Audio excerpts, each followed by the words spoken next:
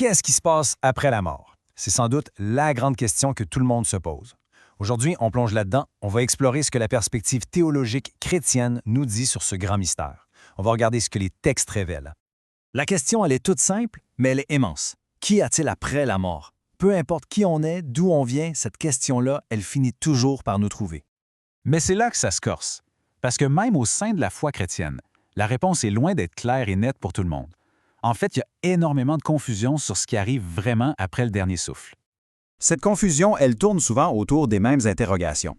Est-ce qu'on entre dans une sorte de grand sommeil en attendant le jugement dernier? Ou bien est-ce que le jugement se fait sur le champ? Et cette idée d'un endroit d'attente, un état provisoire, ça existe vraiment.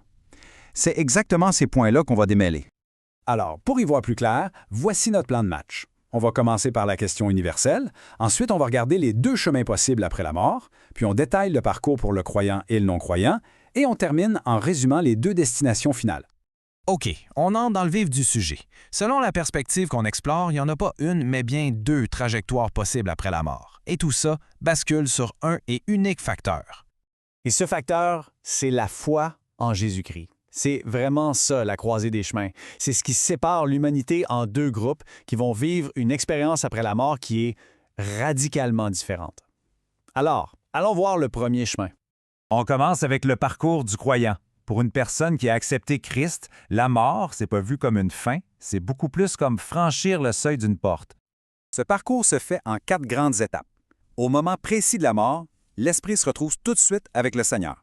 Pendant ce temps-là, le corps physique, lui, est dans la tombe et le repose. Puis, plus tard, arrive la résurrection. Le corps est alors transformé, glorifié. Et finalement, l'étape ultime.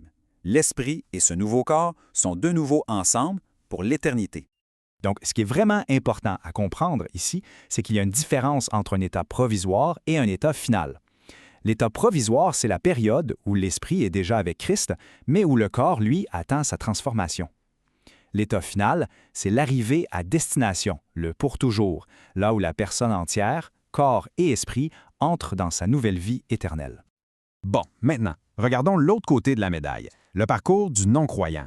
C'est un chemin qui est comme parallèle au premier, mais qui, évidemment, ne mène pas du tout à la même place. La structure en 4 étapes est la même, mais l'expérience est complètement inversée.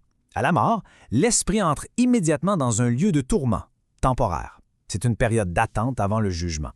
Ensuite, comme pour le croyant, le corps ressuscite, mais cette fois, c'est pour faire face à ce jugement. Et l'étape finale, c'est la condamnation à ce que la Bible appelle l'étang de feu. Pour donner une image de cet état d'attente, la source biblique raconte l'histoire d'un homme qui, juste après sa mort, s'écrie « Je souffre cruellement dans cette flamme ».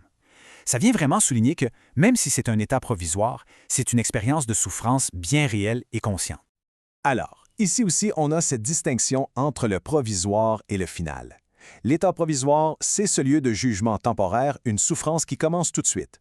L'état final, lui, c'est la destination permanente qui est décidée après le grand jugement final. On arrive à notre dernière partie. On va maintenant mettre tout ça ensemble pour résumer ces deux parcours et leurs conclusions qui sont diamétralement opposées. Quand on les met côte à côte comme ça, la divergence des chemins est frappante. Au moment de la mort, d'un côté la présence de Christ, de l'autre le tourment.